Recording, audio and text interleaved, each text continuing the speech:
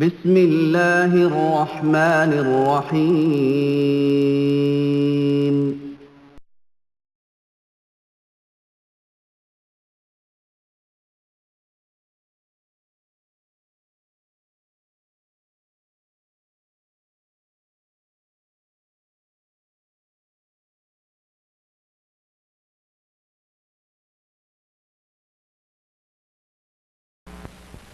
السلام علیکم ورحمۃ اللہ وبرکاتہ۔ الحمد للہ نحمده ونستعینه ونستغفره ونؤمن به ونتوکل علیہ ونعوذ باللہ من شرور انفسنا ومن سیئات اعمالنا من يهده الله فلا مضل له ومن يضلله فلا هادي له ونشهد ان لا اله الا الله ونشهد ان محمدا عبده ورسوله اما بعد فان خير الحديث كتاب الله وخير الهدي هدي محمد صلى الله عليه وسلم وشر الأمور محدثاتها وكل محدثة بدعة وكل بدعة ضلالة وكل ضلالة في النار. قال الله تعالى في كلامه المجيد: أعوذ بالله السميع العليم من الشيطان الرجيم. بسم الله الرحمن الرحيم. يا أيها الذين آمنوا اتقوا الله حق تقاته ولا تموتن إلا وأنتم مسلمون. اللهم صل على محمد وعلى آل محمد كما صليت على إبراهيم وعلى آل إبراهيم إنك حميد مجيد. اللهم بارك على محمد وعلى آل محمد كما باركت على إبراهيم وعلى آل إبراهيم إنك حميد مجيد. تمام قسم کی حمد و ثنا، کبریائی اور بڑائی اس خالق ارض و سما کے لیے لائق و زیبہ ہے جس نے ہمیں اور آپ کو پیدا فرمایا، اور بیش بہا درود و سلام اس ذات مبارکہ مقدسہ پر جو ساری کائنات کے لیے رشد و ہدایت بنا کر کے بھیجے گئے۔ عزیزان گرامی قدر، معزز دوستوں، بزرگوں اور بھائیوں، آج کی اس تقریر کا موضوع ہے قادیانی ہی کافر کیوں؟ حسب وعدہ قادیانیت کے فتنے کی حقیقت کے سلسلے میں اس سے پہلے 2-3 لیکچرز آپ نے سماعت فرمائے ہیں، جس میں میں نے کئی مقامات پر یہ اشارہ دیا ہے اور بتلایا بھی ہے کہ مرزا غلام احمد قادیانی کافر تھا، اس کے ماننے والے کافر ہیں۔ اس سلسلے میں بڑے زور و شور سے گفتگو کی جاتی ہے، ہم بھی اس گفتگو میں شریک ہیں، اور ہمارا بھی ایمان اور ہمارا بھی عقیدہ ہے کہ جو شخص بھی چادر نبوت پر دست درازی کرتا ہے یا خاتمیت محمد صلی اللہ علیہ وسلم کی نبوت پر زبان درازی کرتا ہے اور یہ کہتا ہے کہ محمد صلی اللہ علیہ وسلم خاتم الانبیاء نہیں ہیں، انکار کرتا ہے، تو ہمارا بھی ایمان اور عقیدہ ہے کہ وہ کافر ہے۔ اسی طرح سے نبی کریم صلی اللہ علیہ وسلم کا مقام اور مرتبہ اگر وہ لینا چاہتا ہے، یعنی وہ اپنے آپ کو رسول اللہ صلی اللہ علیہ وسلم کے مقام و مرتبے میں سمجھتا ہے، تو ایسا آدمی بھی آپ کا مقابلہ کرنے والا اور آپ کے ہم پلہ ہونے والا بھی، اور اپنے آپ کو قرار دینے والا یا کسی کو بھی قرار دینے والا ہم پلہ، وہ بھی آدمی کافر ہے، وہ مسلمان نہیں ہے۔ اس سلسلے میں غلام احمد قادیانی کے تعلق سے ہمارے ہند و پاک بنگلہ دیش کے بہت سارے علماء مختلف مسلک اور مختلف مذہبوں سے تعلق رکھنے والے، جس میں بالخصوص مقلدین احناف ہیں، جس کے اندر بہت سارے فرقے دیوبندیہ، بریلویہ، رضا خانیہ، تبلیغیہ اور دیگر فرقے موجود ہیں، یہ تمام سب بھی اس میں متفق ہیں اور ہم بھی متفق ہیں کہ مرزا غلام احمد قادیانی کافر تھا اور اس کے ماننے والے کافر ہیں۔ میں نے آپ حضرات کو یہ بھی بتلایا تھا کہ میں انشاءاللہ تبارک و تعالی مرزا غلام احمد قادیانی ہی کافر کیوں، اس موضوع پر بہت ساری حقیقتیں آپ کے سامنے انشاءاللہ رکھوں گا۔ چنانچہ سب سے پہلے میں آئیے چونکہ موضوع کی مناسبت ہے اس تعلق سے اہل سنت والجماعت کے نزدیک کسی بھی شخص پر کفر کا جو فتویٰ لگایا جاتا ہے اس تعلق سے چند بنیادی باتیں آپ کے سامنے میں بیان کر دوں. اسی طرح سے کون سے وہ اعمال ہیں جن کے کرنے سے آدمی دائرے اسلام سے خارج ہو جاتا ہے. اہم اور موٹے موٹے اصول آپ کے سامنے میں بیان کر دوں تاکہ آگے مسائل کے سمجھنے میں آسانیاں ہوں. میرے سامنے یہ کتابیں رکھی ہوئی ہیں، آپ حضرات دیکھ رہے ہیں. ان کتابوں میں بھی بہت ساری کفریہ عبارتیں، کفریہ باتیں ہیں جسے ممکن ہے کہ میں آج نہ کھول سکوں. ممکن ہے کہ اگلے محاضرے میں، اگلے لیکچر میں، اگلی تقریر میں میں اس کو بیان کر سکوں. آئیے سر دست کچھ موٹے موٹے اہم اور بنیادی اصول آپ کے سامنے میں رکھوں کہ آدمی کون کون سے اعمال کرنے سے یا کس قسم کا عقیدہ رکھنے سے دائر اسلام سے خارج ہو جاتا ہے، کافر ہو جاتا ہے. یہ بات ہم اور آپ اچھی طرح جانتے اور سمجھتے ہیں کہ اللہ تبارک و تعالیٰ نے تمام دنیا انسانیت پر، اپنے بندوں پر یہ ضروری قرار دیا ہے کہ وہ سب کے سب دائرہ اسلام میں داخل ہو جائیں.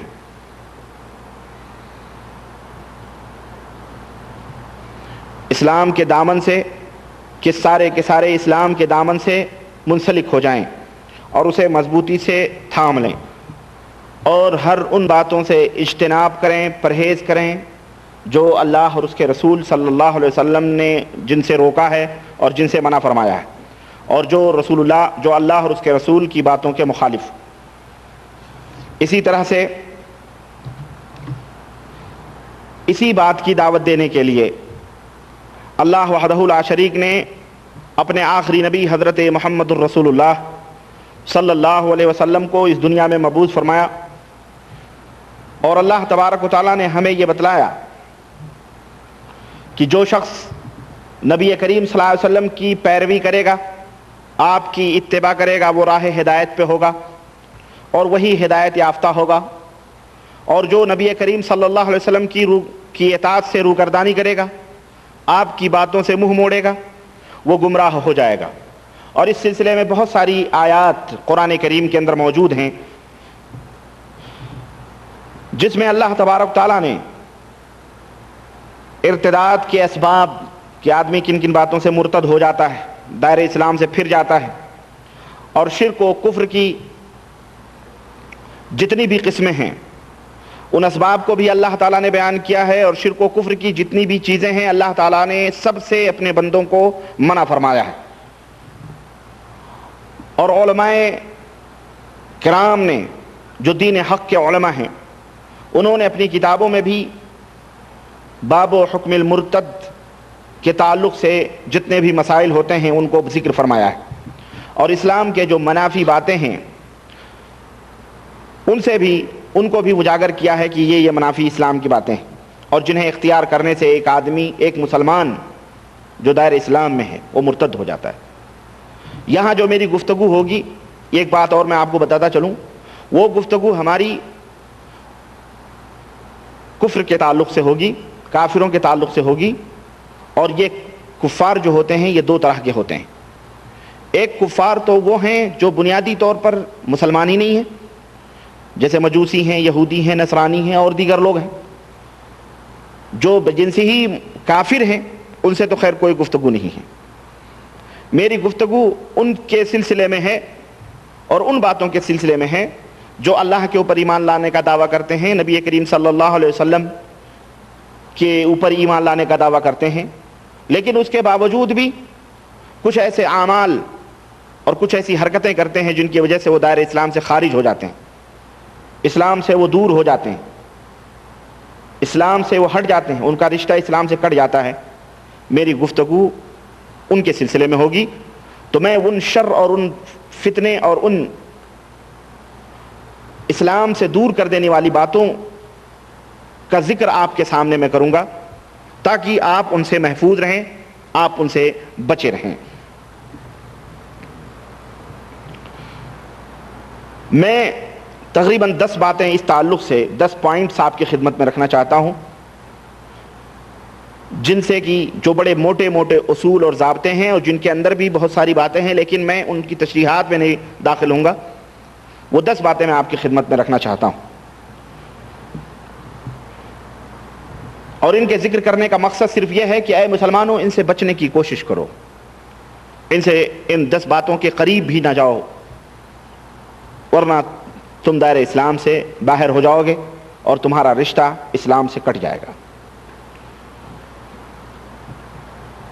اسلام کے منافی سر فہرست سب سے پہلی جو بات ہے جو اسلام کے اندر ممنوع ہے وہ ہے شرک باللہ، اللہ وحدہ لا شریک کے ساتھ شرک کرنا، اس کی عبادت میں، الوہیت میں، اس کی ذات اور صفات میں اور اس کی ربوبیت میں کسی مخلوق کو، خواہ وہ مخلوق چھوٹی سے چھوٹی ہو یا بڑی سے بڑی ہو،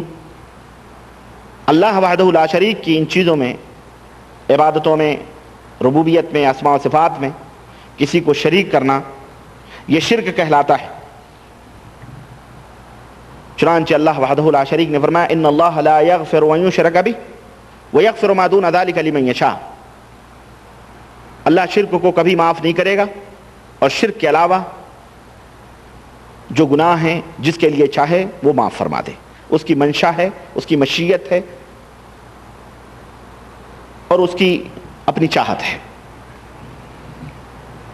اسی طرح اللہ وحدہ لا شریک نے ایک جگہ اور فرمایا قرآن کریم میں کہ انہ من یشرک باللہ فقد حرم اللہ علیہ الجنہ ومأواہ النار وما للظالمین من انصار،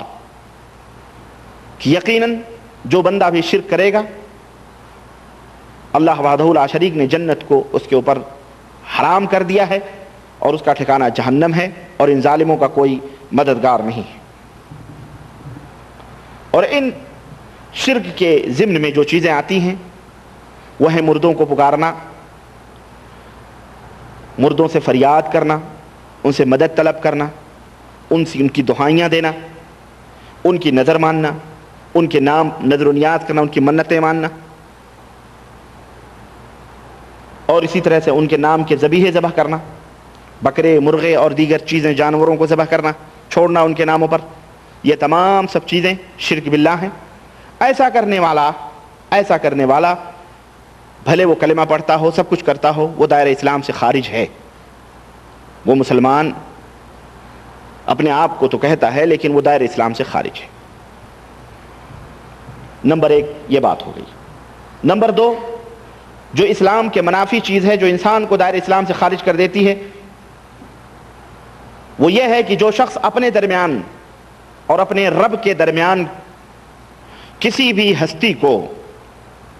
کسی بھی ذات کو وسیلہ بنا لے، واسطہ بنا لے، اور پھر اسی ہستی اور اسی ذات کو اپنی مدد اور اپنی ضرورت، اپنی حاجت کی براری کے لیے، اپنے مرادوں کو پورا ہونے کے لیے ان ہستیوں کو وہ پکارے، ان سے دعائیں کرے، ان سے التجا اور ان سے فریاد کرے، ان سے پناہ مانگے، ان سے سوال کرے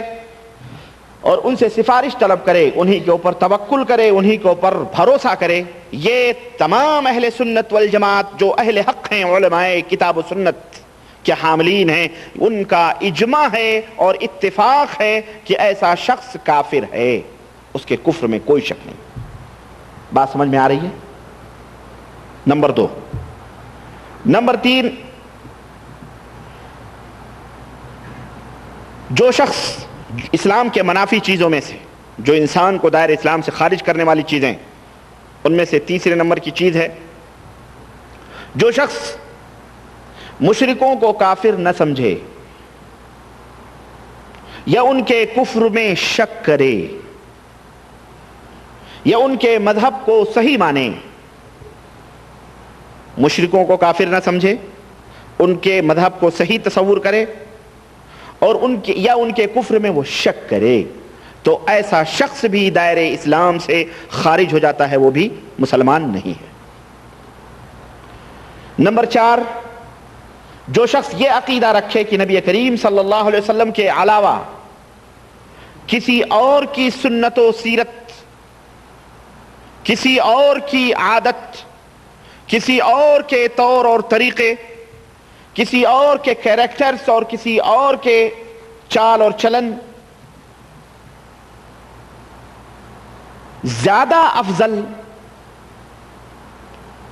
اور زیادہ کامل اور مکمل ہیں نبی کریم صلی اللہ علیہ وسلم کی سیرت کے مقابلے میں، یا آپ کے علاوہ آپ صلی اللہ علیہ وسلم کے علاوہ کسی اور امتی کا حکم زیادہ اچھا ہے، زیادہ واضح ہے، زیادہ اکمل اور کامل اور مکمل ہے، یا آپ صلی اللہ علیہ وسلم کے قول کے اوپر کسی اور امتی کی بات کو ترجیح دے اور یہ تصور کرے یہ ہے ٹھیک ہے لیکن یہ زیادہ بہتر اور زیادہ اسلم اور زیادہ، تو ایسا شخص بھی بھلے وہ کلمہ پڑھتا ہے اور نبی کی رسالت اور نبوت کا اقرار کرتا ہے، وہ بھی کافر ہے، وہ بھی بولو وہ بھی کافر ہے کہ نہیں؟ کیوں؟ فإن خیر الحدیث کتاب اللہ وخیر الہدی ہدی محمد صلی اللہ علیہ وسلم، اس لیے کہ سب سے بہترین کتاب اللہ کی کتاب ہے اور سب سے بہترین ہدایت پیغمبر اسلام جناب محمد الرسول اللہ صلی اللہ علیہ وسلم کی ہدایت اور رہنمائی ہے، اور وہی سب سے بہترین بات ہے۔ ان سے بہتر بات کسی اور کی ہو سکتی، ان سے بہتر ہدایت اور کامل اور مکمل رہنمائی کسی اور امتی کی خواہ کوئی بھی ہو سکتی نہیں ہو سکتی۔ اگر کوئی شخص ان کے علاوہ کسی اور کو کامل اور مکمل سمجھتا ہے، کسی اور کی سیرت اور کسی اور کے قول کو، کسی اور کے عادت و اطوار کو اور طور اور طریقوں کو اور باتوں کو اور حکم کو نبی کریم صلی اللہ علیہ وسلم سے افضل سمجھتا ہے، تو ایسا شخص بھی مسلمان نہیں بلکہ وہ کافر ہے۔ نمبر 5، جو بات انسان کو دائرے اسلام سے باہر کر دیتی ہے وہ ہے کہ جو شخص دین کے کسی ایسے حکم کو ناپسند کرے جسے رسول مقبول صلی اللہ علیہ وسلم لے کر اس دنیا میں تشریف لائے ہیں، خواہ اس کے مطابق عمل بھی کر لے، بھلے وہ بات کے اوپر عمل بھی کرے لیکن ناپسند سمجھے، عمل کرے لیکن ناپسند سمجھ کے عمل کرے، چاہے وہ کسی بھی دباؤ سے ہو، جو دین جو حکم نبی کریم صلی اللہ علیہ وسلم لے کے آئے ہیں اس پہ عمل بھی کرے لیکن ناپسند کرتے ہوئے دل کی رغبت اور دل کی محبت کے ساتھ اس کے اوپر عمل نہ کرے، تو ایسا شخص بھی کافر ہے۔ ایسا شخص بھی کیا ہے؟ کافر ہے۔ اللہ وحدہ لا شریک نے قرآن کریم کے اندر فرمایا ہے ذالک بأنہم کرہوا ما انزل اللہ فاحبط اعمالہم، یہ اس لیے کہ انہوں نے اللہ تعالیٰ کی نازل کردہ چیز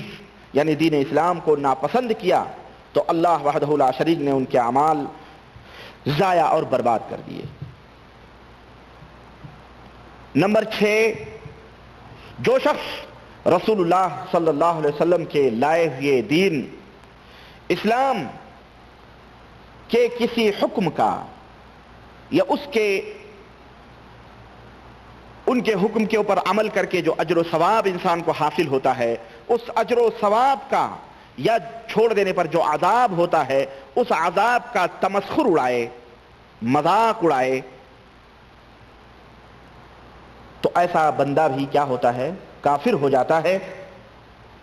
اور وہ دائرہ اسلام سے خارج ہو جاتا ہے۔ اللہ وحدہ لا شریک کا فرمان سنیے، اللہ تعالیٰ نے فرمایا قل اب اللہ وآیاتہ ورسولہ کنتم تستہزئون لا تعتذروا قد کفرتم بعد ایمانکم۔ اے نبی آپ کہہ دیجئے کہ تم اللہ اور اس کے رسول کی آیتوں اور اس کے رسول سے ہنسی اور مذاق کرتے ہو،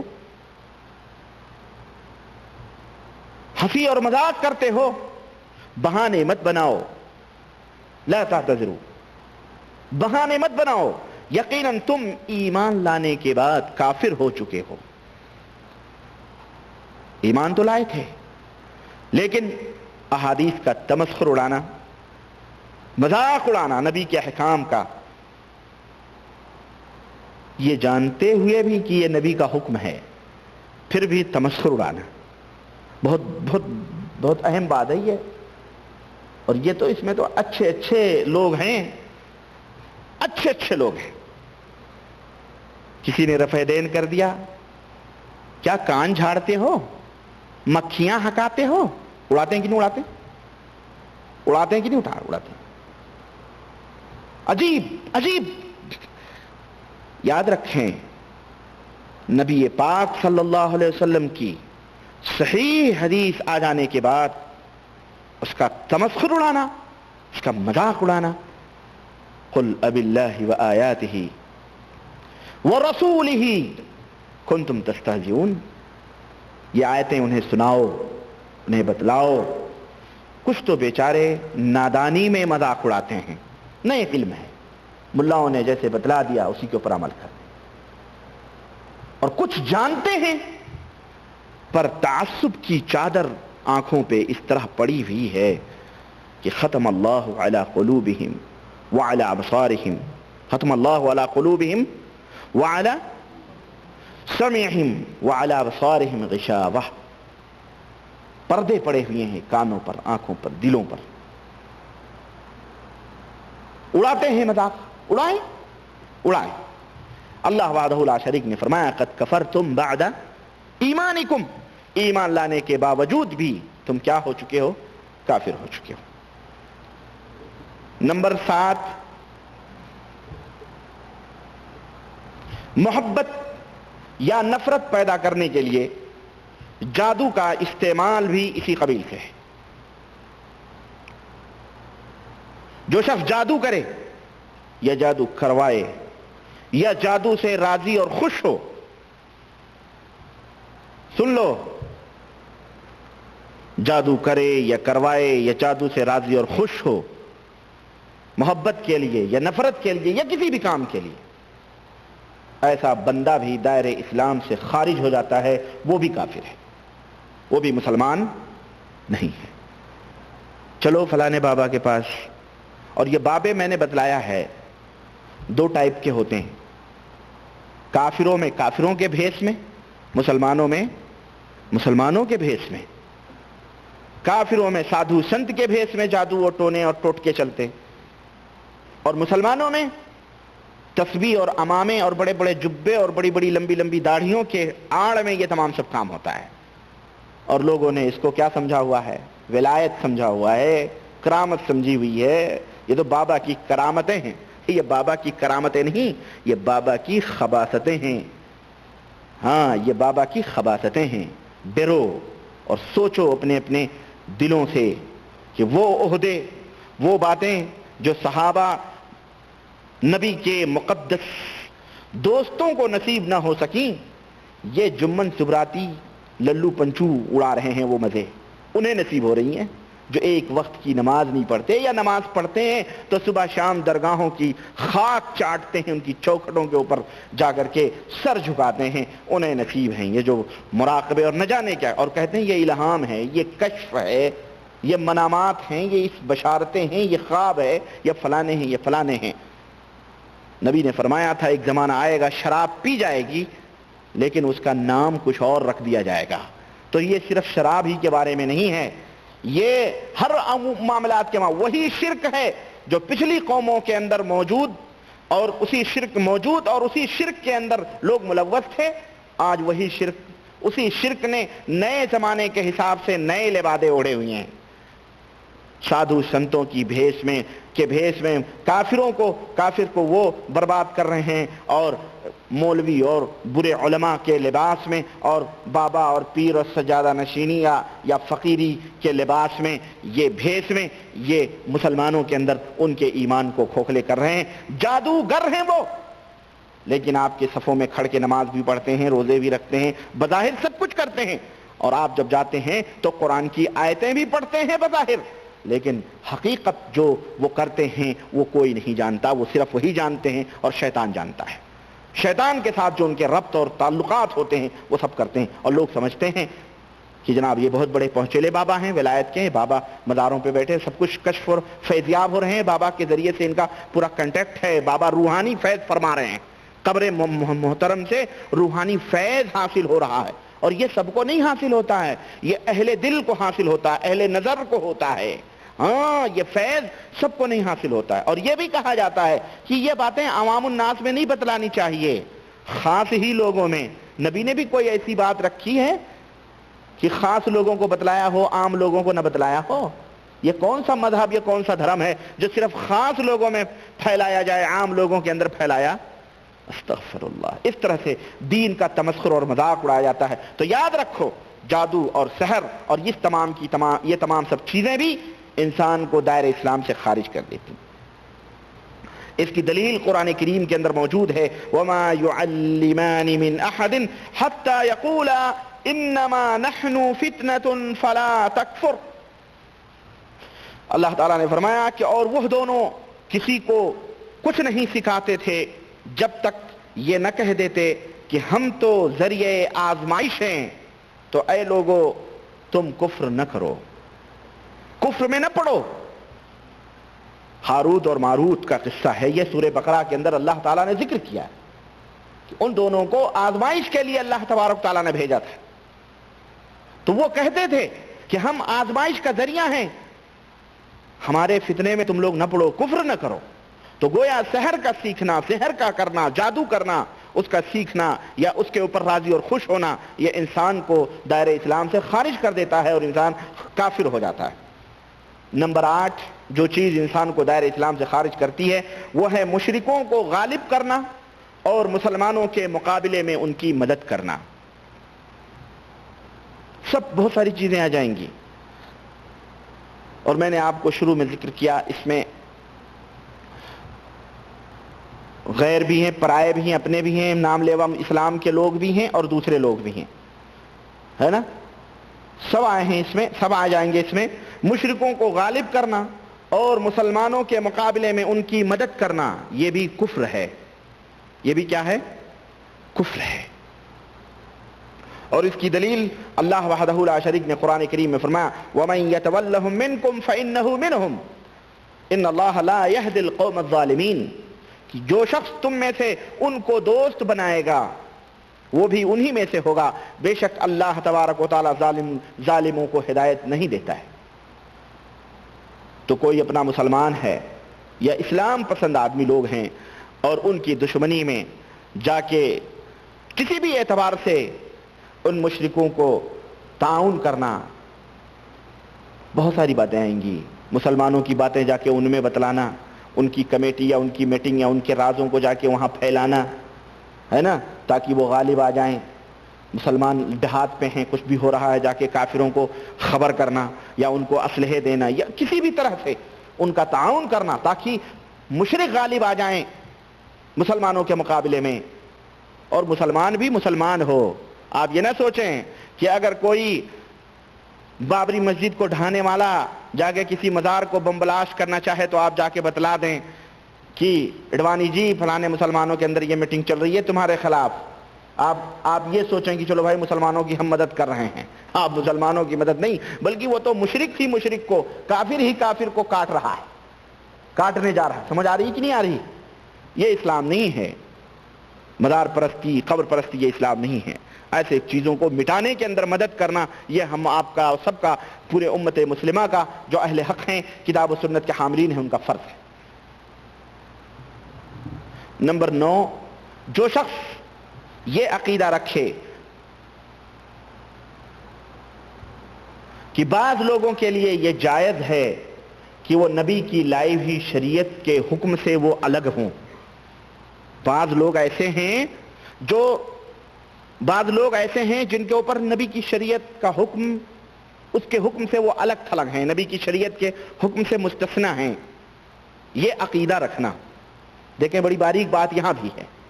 یہ عقیدہ رکھنا کہ بعض لوگ دنیا میں ایسے بھی ہیں جو اللہ اور اس کے رسول صلی اللہ علیہ وسلم کی شریعت جو نبی کریم صلی اللہ علیہ وسلم اللہ کی طرف سے دی ہوئی شریعت لے کے آئے ہیں، اس شریعت کے حکم سے بعض لوگ الگ ہیں، یہ عقیدہ رکھنا یہ بھی انسان کو کافر بنا دیتا ہے۔ ایک صاحب ہم سے کہنے لگے کہ حضرت ایک بہت پہنچیلے بابا ہیں اور بڑی نظر ہے ان کی، بڑی وسیع نظر ہے، لیکن وہ سب کو کوئی بات بتا رہے نہیں، رات کے اندھیرے میں وہ کام کرتے ہیں، اگر آپ وہ کام دیکھیں تو آپ ان کے اوپر کفر کا فتویٰ لگا دیں گے، آپ ان کے اوپر کفر کا۔ تو ہم نے کہا وہ بابا ہے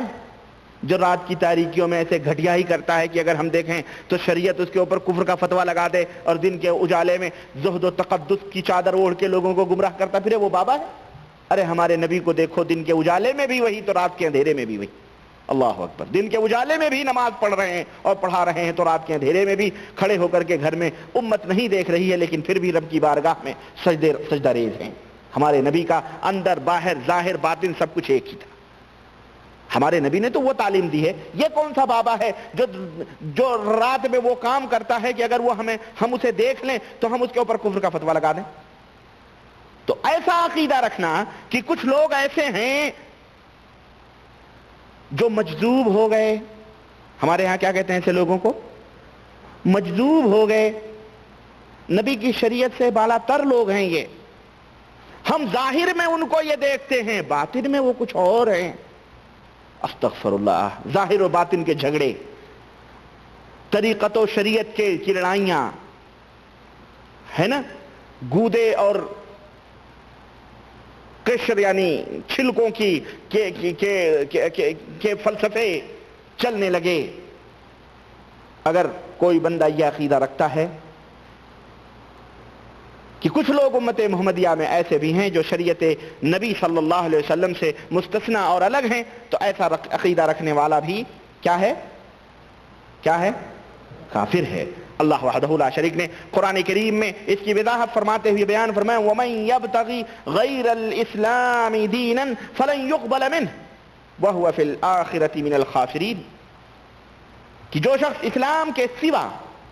کسی اور دین کا متلاشی ہو، کسی اور طور اور طریقے کا متلاشی ہو،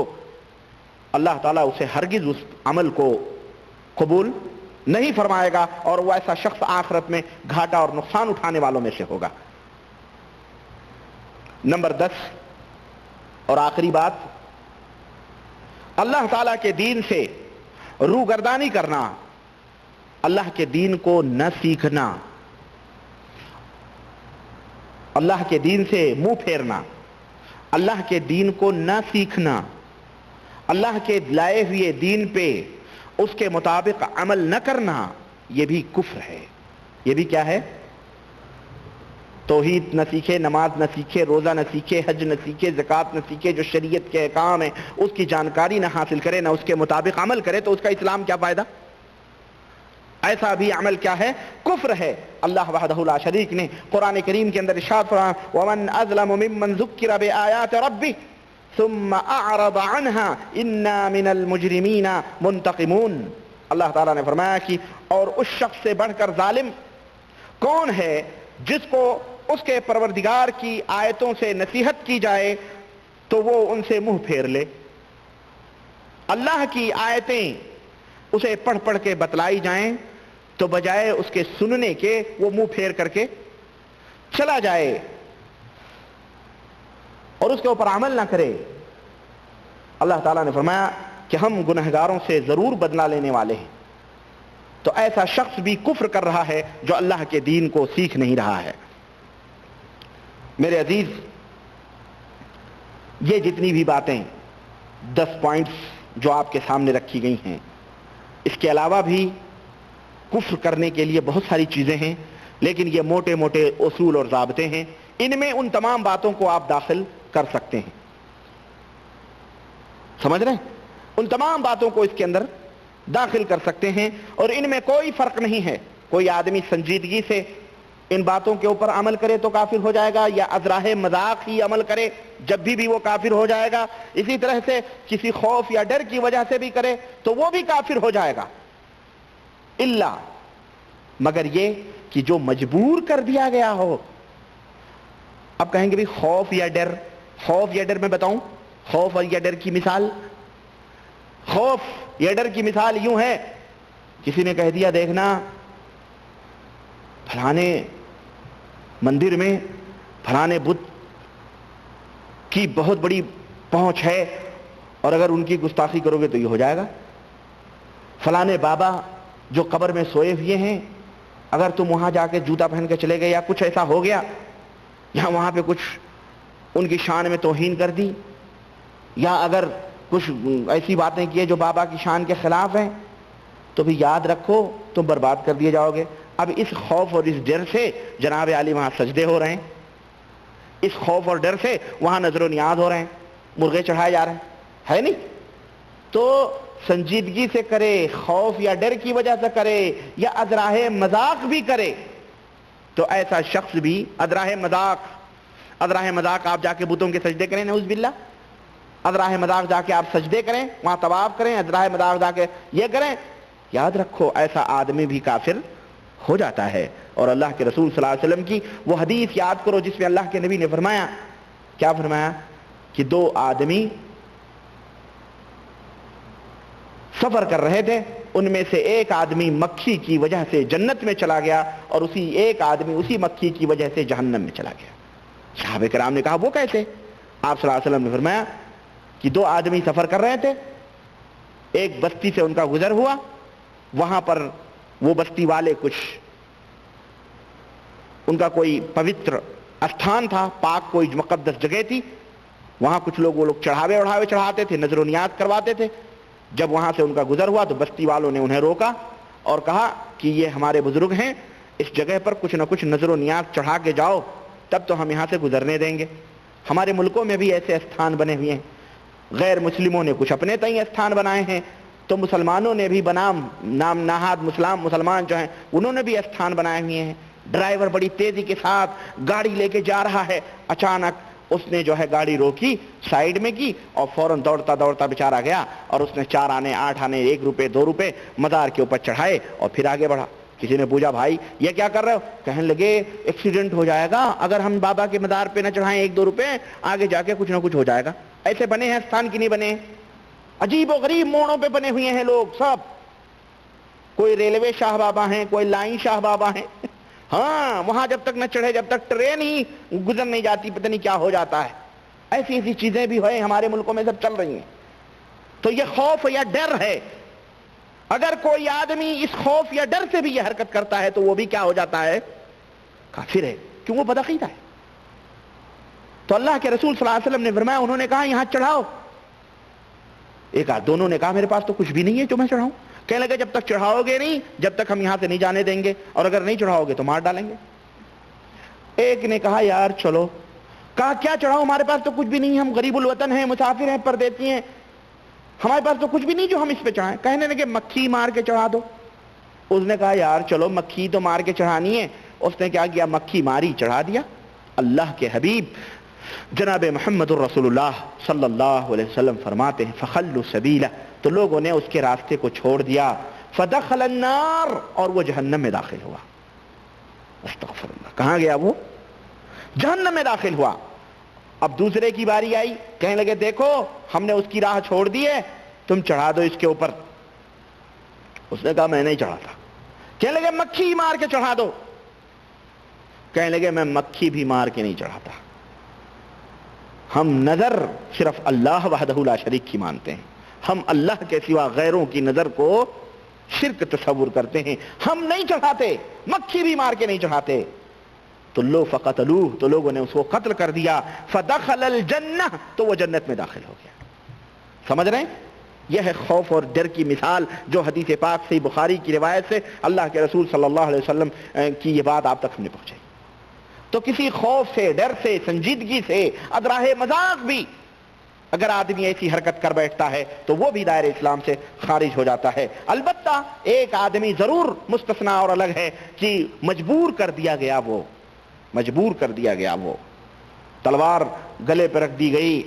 اور کہا کہ اللہ کو گالی دے، اللہ کو برا بھلا کہے، تو اپنے دل کے اندر وہ مطمئن ہے ایمان کی حیثیت سے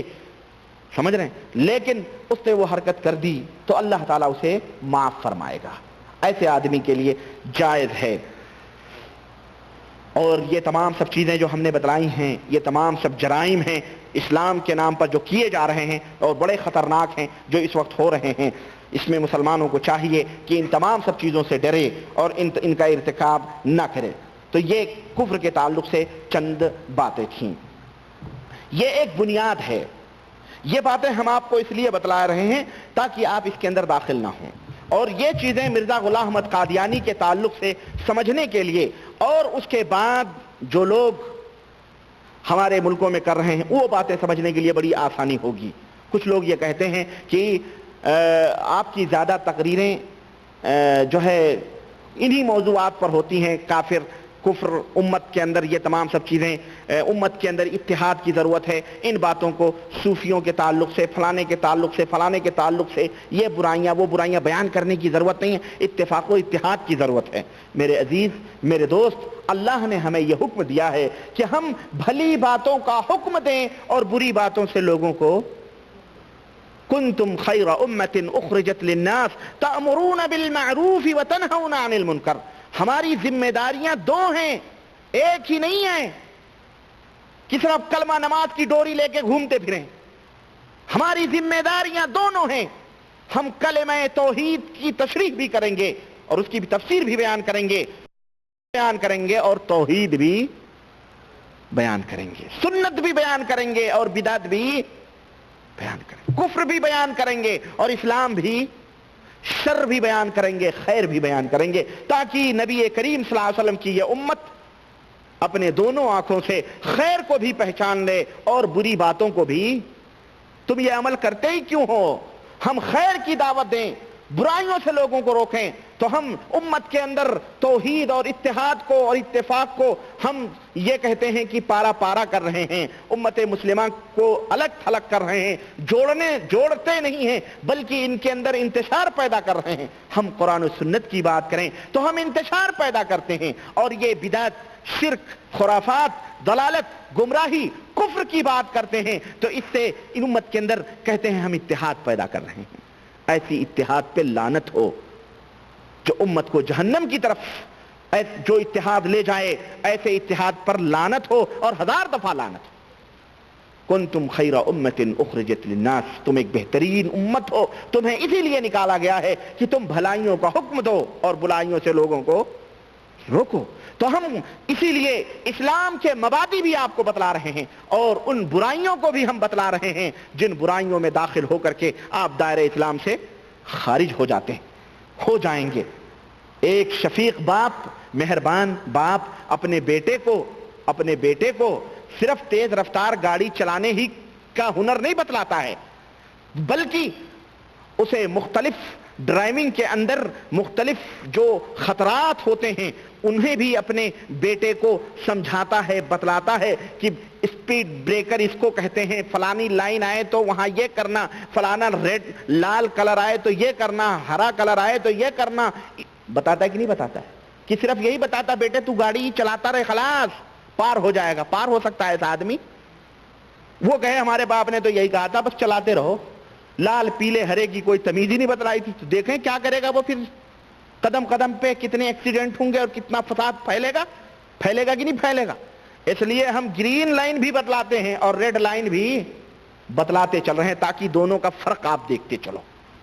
اس لیے میرے عزیز، موجودہ دور میں امت جو مختلف حصوں اور ٹکڑیوں میں بٹی ہے، اور بالخصوص شرک اور عقیدے کے تعلق سے ہم ان خرابیوں کو آپ کے سامنے کھول کے بیان کرنا چاہتے ہیں تاکہ آپ ان سے محفوظ رہیں، آپ ان سے بچیں۔ ہم کتاب و سنت کے زیر سایہ توحید اور وحدت کی اور اتفاق و اتحاد کی دعوت دے رہے ہیں۔ ہم بھیڑ نہیں چاہتے بھیڑوں کی، کہ بس بھیڑوں کی بھیڑ ہو، دنیا دیکھے بھائی 40 لاکھ جمع ہو گئے، خلاص سب سے بڑے موحد اور توحید پرست یہی ہیں، اوتار اتر آئے ہیں۔ ایک مولوی نے تقریر کیا کہ اوتار اتر آئے ہیں، ایک ہندو نے کہا ہمارے دیش میں اوتار اتر آئے ہیں، ایسے لوگوں کو اوتار کہا۔ ہم نے کہا یقیناً وہ کسی کے اوتار ہوں گے، انہی کے دھرم والوں کے اوتار ہوں گے، بیچاروں جبھی تو وہ اوتار ہیں۔ استغفر اللہ۔ میرے عزیز، اس حقیقت کو سمجھنے کی کوشش کرو،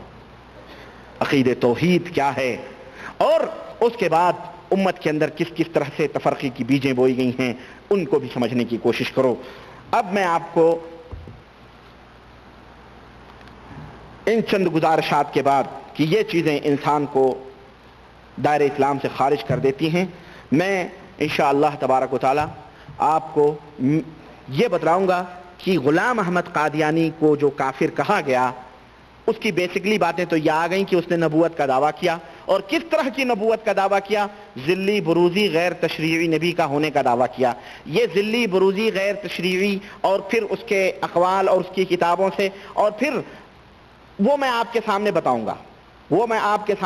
گا نمبر ایک، پوری اس کی توجیہ اور اس کی شرح اور اس کی تفصیلات آپ کے سامنے رکھوں گا، نمبر ایک۔ نمبر دو، اس کے بعد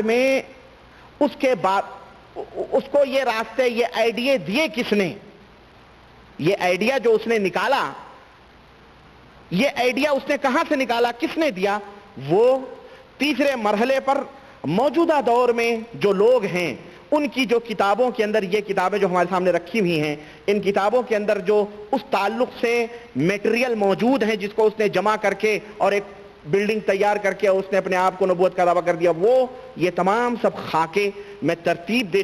دے چکا ہوں۔ انشاءاللہ تبارک و تعالی تفصیل کے ساتھ اگلے محاضرے میں لیکچر میں بیان کرنے کی کوشش کروں گا۔ اللہ تعالیٰ سے دعا ہے کہ اللہ تعالیٰ ہمیں اور آپ کو نیک عمل کرنے کی توفیق عطا فرمائے اور ہم سب کو قرآن و سنت پہ چلنے کی توفیق عطا فرمائے۔ چونکہ وقت زیادہ گزر گیا اس لیے ہم معذرت چاہتے ہیں، انشاءاللہ اگلے سویرے آئیں، اگلے لیکچر میں، اگلی تقریر میں، تو ہم سویرے ہی اپنی باتوں کو شروع کریں تاکہ موضوع ذرا تھوڑا سا لمبا ہے اور سمجھنے کی ضرورت ہے، اور بڑے بڑے پردہ نشینوں کے نام ہیں وہ میں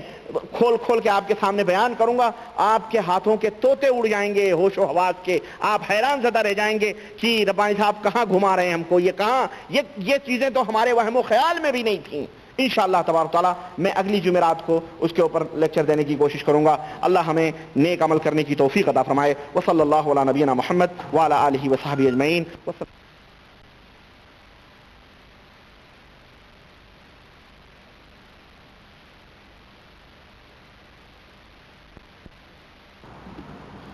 عزیزان گرامی قدر، معزز دوستو، بزرگوں اور بھائیوں، اللہ کی توفیق سے آج ہماری دوسری مجلس کا آغاز ہو رہا ہے، اور جو موضوع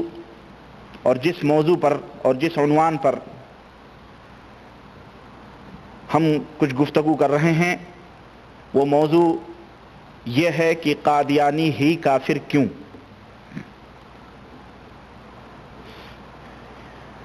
اس موضوع پر ہماری گفتگو ہو رہی ہے، اور میں انشاءاللہ تبارک و تعالی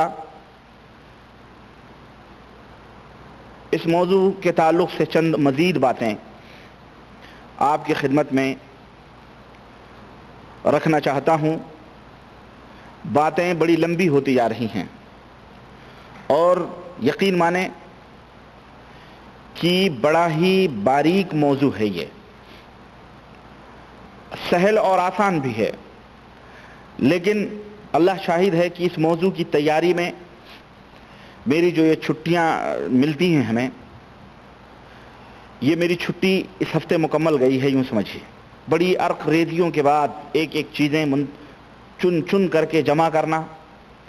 پھر انہیں قرآن و سنت کی روشنی میں چھانٹنا پھٹکنا اور انہیں آپ کے سامنے لانا، بڑی محنتوں کے بعد اور عرق ریزیوں کے بعد یہ چیزیں میں آپ کی خدمت میں پیش کرتا ہوں۔ بہرحال اللہ وحدہ لا شریک سے دعا ہے کہ اللہ تبارک و تعالی ہم سب کو قرآن و سنت پر عمل کرنے چلنے کی توفیق عطا فرمائے، اور ہم اللہ کے شکر گزار ہیں اور بے حد شکر گزار ہیں، اور ہم سب کو اس کا شکر ادا کرنا چاہیے کہ یقیناً اس اللہ وحدہ لا شریک نے ہمیں ایک صحیح راہ عطا فرمائی ہے، توفیق دی ہے کہ ہم صحیح راہوں پہ چل رہے ہیں۔ واللہ یہ اللہ کا بہت بڑا شکر اور اس کا احسان ہے۔ من یرد اللہ بہ خیرا یفقہہ فی الدین، اللہ جس کے ساتھ بھلائی کرنا چاہتا ہے اللہ اسے دین کی سمجھ عطا فرماتا ہے۔ میں ابھی چند نمونے آپ کی خدمت میں پیش کروں گا۔ آپ حیران اور ششدر رہ جائیں گے کہ دنیا آج جسے نہ جانے کیا کیا سمجھتی ہے، ان کے یہ عقیدے اور یہ خیالات اور یہ انہیں دنیا نہ جانے کس مقام پر فائز سمجھتی ہے، اور بڑے سے بڑے لوگ اس لپیٹ میں ہیں۔ حیرت ہوتی ہے اللہ کی قسم۔ میں جب تیاری کر رہا تھا اور پوائنٹس کچھ نکات نوٹ کر رہا تھا، اس دوران مجھے عجیب سی حیرت ہو رہی تھی کہ اللہ اکبر، یہ وہ لوگ ہیں یعنی یقین نہیں آتا کہ انہوں نے یہ بات لکھی ہے یا یہ اس بات کا عقیدہ رکھتے تھے، جو ہمارے ملکوں میں اللہ اکبر بڑے بڑے مفتی، بڑے بڑے علامہ، بڑے بڑے شیخ الحدیث اور بڑے بڑے اعلیٰ حضرت مجدد دین و ملت، فخر الاماثل اور جناب علی قطب العالم غوث العظم کے مقام پر فائز ان کی کتابوں میں وہ باتیں لکھی ہوئی ہیں۔ اللہ کی قسم، وہ لوگ بھی کس طرح ہمیں الو بناتے ہیں، کس طرح انہوں نے ہمارے ایمان اور عقیدے پر ڈانکے ڈالے ہیں، اور کس طرح انہوں نے ہمارے سینوں سے کتاب اللہ اور سنت رسول اللہ صلی اللہ علیہ وسلم کی محبت کو چھین کر اور ہمارے دلوں میں زندیق، مرتد، کافر، بدباطن، بدقناش، یہودیت، نصرانیت اور برہمنیت سے لیے گئے عقیدوں کو پھیلانے والوں کو ہمارے ذہن و دماغ میں ولایت، بزرگی، عقیدت، ارادت، غوثیت، ابدال، قطب اور نہ جانے کن کن مقام پہ فائز کر کے ہمارے ذہنوں اور دماغوں میں ان کی شان اور ان کی عظمت کو بڑھایا ہے۔ تاریخ ان مولویوں کو انہیں کبھی معاف نہیں کر سکتی، اور تاریخ کبھی کسی کو معاف نہیں کرتی ہے۔ تاریخ کسی کو معاف نہیں کرتی ہے۔ جس نے بھی ظلم کیا ہے، چاہے دنیاوی ظلم ہو یا عقیدے کا ظلم ہو، تاریخ کے اندر ایک ایک باتیں لکھی ہوئی ہیں، اور آنے والی نسلیں، لوگوں کی نظروں سے ان تاریخ کو کتنا ہی چھپایا جائے، لیکن آنے والی نسلیں ان تاریخ کے صفحات کو پلٹ کے پڑھتی ہیں اور پھر لان تان کرتی ہیں۔ اور وہ لوگ جنہوں نے ولایت کے نقاب اوڑھ کر قطبیت کے، ابدالیت کے اور اوتادیت کے اور نہ جانے کن کن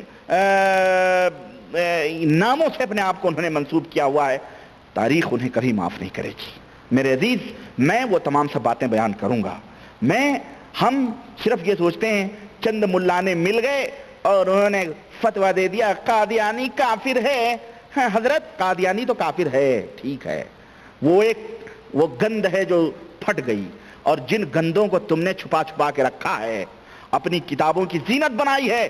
جنہیں تم نے ولایت کا مقام عطا کیا ہے، اور جن کو تم پوجتے ہو، جو اس دنیا کے اللہ نہیں بلکہ صنم اکبر اور بڑے بڑے طاغوت اکبر ہیں، شیطان ہیں، ابلیس سے بھی بڑھ کے لوگ ہیں، جن کو تم نے ولی سمجھا ہوا ہے، وہ کیوں نہیں کافر ہیں؟ اس لیے کہ ہم ان کے جب پردے اٹھائیں گے تو وہ گند کھلے گی، اور تم نے انہیں کمائی کا ذریعہ سمجھا ہوا ہے، اپنے پیٹ پوجنے کا ذریعہ سمجھا ہوا ہے، اس لیے وہ کافر نہیں ہیں۔ ارے وہ بھی کافر نہیں، دنیا کے بدترین کافر ہیں۔ آؤ میں تمہیں وہ حقیقتیں بتاتا ہوں۔ رام دین کافر، ہاں ایشوریہ رائے کافر، پتہ نہیں اشوک سنگھل کافر، اڈوانی کافر، سب کافر، اور دین محمد فلانے دین ٹھکانے دین، غلام محمد فلانے، نور الحسن، ابو الحسن، سب مسلمان، اس لیے کہ ان کے نام مسلمانوں جیسے ہیں اور ان کے نام کافروں جیسے ہیں۔ ارے آؤ میں تمہیں بتاتا ہوں تاریخ امم کیا ہے، تقدیر امم کیا ہے۔ میرے عزیز، اس سے قبل کہ میں ان تمام سب باتوں کو آپ کی خدمت میں پیش کروں، آئیے کچھ بنیادی باتیں میں آپ کے ذہنوں میں ڈالنا چاہتا ہوں۔ ہم نے پچھلی تقریر میں آدمی کن کن چیزوں سے کافر ہو جاتا ہے، وہ چند باتیں میں نے آپ کی خدمت میں رکھی تھیں، اور میں نے بتلائی تھی کہ یہ چیزیں ہیں جن کی وجہ سے آدمی کافر ہو جاتا ہے۔ آئیے کچھ اور مزید حقیقتیں اسلام کے تعلق سے آپ کے ذہن و دماغ میں بٹھاؤں، راسخ کروں، وہ حقیقتیں جس کا کوئی دنیا کا مائی کا لال انکار نہیں کر سکتا، اور انکار کرے گا تو وہ کافر ہے، وہ مسلمان نہیں ہے۔ نمبر 1، اسلامی عقائد اور اسلامی عبادات اور اسلامی اعمال کا جو سرچشمہ ہیں، جہاں سے ہمیں عقیدے اور عمل ملتے ہیں، ان کا جو چشمہ ہے، ان کا جو محور ہے، وہ کتاب اللہ اور سنت رسول اللہ صلی اللہ علیہ وسلم ہے، اور اس کی بنیاد، عقیدے کی، اعمال کی بنیاد اللہ کا قرآن اور محمد الرسول اللہ صلی اللہ علیہ وسلم کا فرمان ہے۔ اللہ نے بھی اور رسول اللہ صلی اللہ علیہ وسلم نے بھی انہی دونوں سے عقائد اور اعمال کو سنوارنے کا حکم عطا فرمایا ہے، اور جو بھی ان دونوں سے ہٹ کر عقائد اور اعمال ان دونوں سے ہٹ کر حاصل کرے تو وہ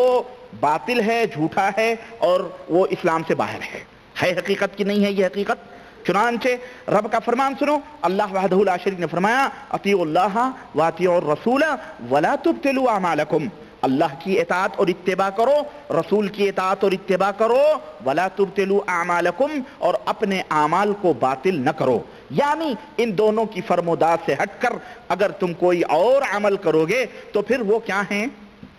باطل ہیں، جھوٹے ہیں۔ نبی کا فرمان سنو، نبی کریم صلی اللہ علیہ وسلم نے فرمایا کہ من احدث فی امرنا ھذا ما لیس منہ فہو رد، رواہ البخاری۔ حضرت عائشہ صدیقہ رضی اللہ تعالی عنہا سے روایت آتی ہے، آپ صلی اللہ علیہ وسلم نے فرمایا کہ ہمارے لائے ہوئے شریعت میں جس نے بھی کسی نئی بات کا اضافہ کیا فہو رد، تو وہ مردود ہے۔ اسی طرح صحیح مسلم کے اندر اللہ کے نبی صلی اللہ علیہ وسلم، صحیح مسلم کی روایت کے اندر آتا ہے، اللہ کے رسول صلی اللہ علیہ وسلم نے فرمایا کہ من عمل عملا لیس علیہ امرنا فہو رد، جس نے کوئی ایسا عمل کیا جس عمل کے اوپر میرا حکم نہیں ہے، میری مہر نہیں ہے، وہ عمل باطل ہے، وہ شخص بھی مردود ہے، وہ عمل بھی مردود ہے۔ اسی طرح سے میرے عزیز، جس طرح اللہ اور اس کے رسول نے اپنی تعلیمات کو اپنانے اور اس کی اتباع کرنے کا ہمیں اپنے بندوں کو، اپنی امت کو حکم دیا ہے، اسی طرح صحابہ کرام رضوان اللہ علیہم اجمعین کی جماعت بھی اپنی جان سے بڑھ کر قرآن اور مصطفیٰ جان رحمت صلی اللہ علیہ وسلم کے فرمان کی حفاظت کیا کرتے تھے، اور ذرہ بھی کہیں بھی قرآن کے اندر یا نبی کے فرمودات کے اندر ذرہ بھی کہیں انہیں تغیر یا تبدل یا کسی چینجنگ یا تبدیلی کا یا کسی کے خرد برد کا پتہ چلتا تھا، کمی یا بیشی کا، تو وہ طلب جایا کرتے تھے اور ایک محاذ قائم کر لیا کرتے تھے، اس کے خلاف کھڑے ہو جایا کرتے تھے، ننگی تلوار بن جایا کرتے تھے کہ ابھی تو نبی کا فرمان یہ ہے اور اللہ کا فرمان یہ ہے، تم یہ باتیں کہاں سے کہہ رہے ہو۔ یہی تمام صحابہ کرام رضوان اللہ علیہم اجمعین کا عمل تھا۔ چنانچہ حضرت عبداللہ ابن مسعود کا قصہ سنن دارمی کے اندر موجود ہے، جس سے پتہ چلتا ہے کہ کس طرح عبداللہ ابن مسعود رضی اللہ تعالی عنہ نے ایسے کام کو جو بظاہر نیک کام تھے، نیک نیتی کی بنیاد پہ کیے جا رہے تھے، لیکن حضرت عبداللہ ابن مسعود رضی اللہ تعالی عنہ نے اس عمل کو بدعت قرار دیا، اس لیے کہ اس کا ثبوت قرآن و سنت میں موجود نہیں تھا۔ واقعہ کیا ہے؟ کوفہ کی جامع مسجد میں حضرت عبداللہ ابن مسعود رضی اللہ تعالیٰ عنہ داخل ہوتے ہیں تو کیا دیکھتے ہیں کہ چند لوگ مختلف حلقے بنا کر کے بیٹھے ہوئے ہیں، ایک ایک حلقے پر ایک ایک آدمی کھڑا ہوا ہے، ان کے سامنے کنکروں کا ڈھیر ہے، ایک آدمی ایک حلقے سے کہتا ہے 100 دفعہ سبحان اللہ کہو، تو سارے کے سارے لوگ 100 دفعہ سبحان اللہ پڑھتے ہیں، پھر کہتا ہے 100 دفعہ الحمدللہ کہو، سارے کے سارے لوگ 100 دفعہ الحمدللہ کر رہے ہیں، پڑھ رہے ہیں، پھر کہتا ہے کہ 100 دفعہ اللہ اکبر کہو، سارے کے سارے لوگ 100 دفعہ اللہ اکبر کہہ رہے ہیں، پھر وہ اسی طرح سے یہ عمل جاری تھا۔ حضرت عبداللہ ابن مسعود رضی اللہ تعالی عنہ وہاں پہنچے اور ان کی اس حالت کو دیکھ کر عبداللہ ابن مسعود نے فرمایا، اور کیا فرمایا؟ کہنے لگے اللہ کی قسم تم اب ایسے دین پر ہو جو اللہ کے رسول، تم ایسے دین پر ہو جو اللہ کے رسول صلی اللہ علیہ وسلم کے دین سے زیادہ ہدایت والا ہے؟ کیا تم ایسے دین پر عمل کر رہے ہو جو رسول اللہ صلی اللہ علیہ وسلم کے دین سے زیادہ ہدایت والا ہے، یا تم گمراہی کے دروازے کھول رہے ہو؟ دو چیزیں کہیں، یا تو تمہارا یہ عمل نبی کے دین سے زیادہ ہدایت یافتہ ہے، اور یا تو تم گمراہی کے دروازے کھول رہے ہو۔ حضرت عبداللہ ابن مسعود کا مقصد واضح تھا، اور ان کے فرمانے کا جو مقصود تھا وہ لوگوں کے اوپر واضح تھا کہ کیا یہ سچ ہے کہ یہ کام جو تم کر رہے ہو یہ اللہ کے رسول یہ بات تو سچ ہے کہ یہ کام جو تم کر رہے ہو یہ تو رسول اللہ صلی اللہ علیہ وسلم سے ثابت نہیں ہے، تو کیا تم اپنے آپ کو رسول اکرم صلی اللہ علیہ وسلم سے زیادہ صحیح اور زیادہ ہدایت یافتہ اور زیادہ ہدایت پہ عمل کرنے والا سمجھتے ہو؟ ظاہر ہے کہ وہ لوگ قطعاً اس کے قائل نہیں تھے۔ انہوں نے کہا نہیں، ہم رسول اللہ صلی اللہ علیہ وسلم سے زیادہ ہدایت یافتہ نہیں ہو سکتے۔ منطقی طور پر یہ بات سمجھ میں آ گئی کہ چونکہ یہ عمل نبی کریم صلی اللہ علیہ وسلم سے ثابت نہیں ہے، اس لیے وہ زیادہ ہدایت یافتہ نبی کریم صلی اللہ علیہ وسلم سے نہیں تھے، اور انہوں نے اس کا اقرار بھی کیا۔ تو اب ایک ہی صورت رہ گئی، اور وہ صورت یہ ہے کہ وہ گمراہی کے دروازے کھول رہے تھے، وہ گمراہی کے دروازے کھول رہے تھے۔ پھر انہوں نے کہنا شروع کیا کہ عبداللہ، اگرچہ یہ عمل جو ہم کر رہے ہیں یہ نبی کریم صلی اللہ علیہ وسلم کی سنت سے ثابت نہیں ہے، لیکن ہماری نیتیں ٹھیک ہیں،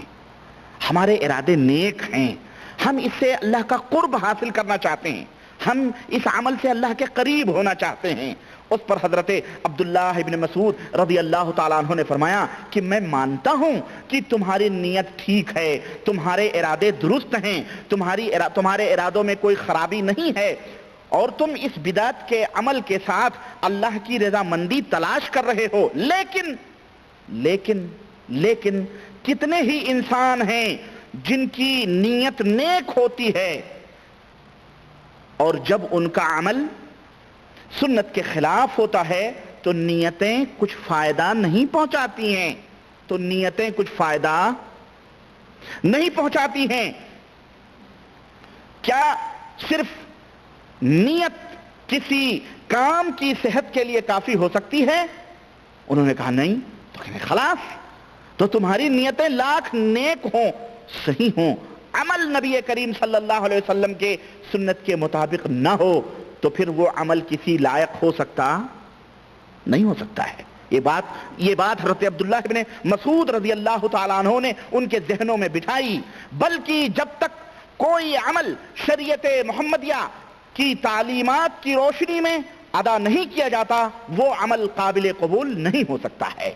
یہ ایک ضابطہ ہے، ایک حقیقت ہے، یہ ایک اصول ہے جو اپنے ذہن و دماغ کے پنوں پر نوٹ کر لو، اور کوئی کتنا بڑا ہی متقی اور پرہیزگار زہد و ورع اور ولایت کے مقام پر فائز ہونے کا دعویٰ کرے، قطبیت، ابدالیت، غوثیت کے مقام پر، اور وہ کوئی ایسا عمل کرے جو نبی کی سنت سے ثابت نہیں ہے، تو پھر وہ کہے میری نیت تو ٹھیک ہے، عمل تو بڑا اچھا ہے، آپ اس کے اوپر کیا حکم لگائیں گے؟ ٹھیک ہے، تیری نیت درست ہے، مجھے منظور ہے، سب کچھ صحیح ہے، لیکن چونکہ یہ عمل نبی کی سنت سے ثابت نہیں ہے اس لیے یہ مردود ہے، اور اگر تو اس کے اوپر عمل کرتا تھا تو تو بھی مردود ہے۔ سمجھ آئی؟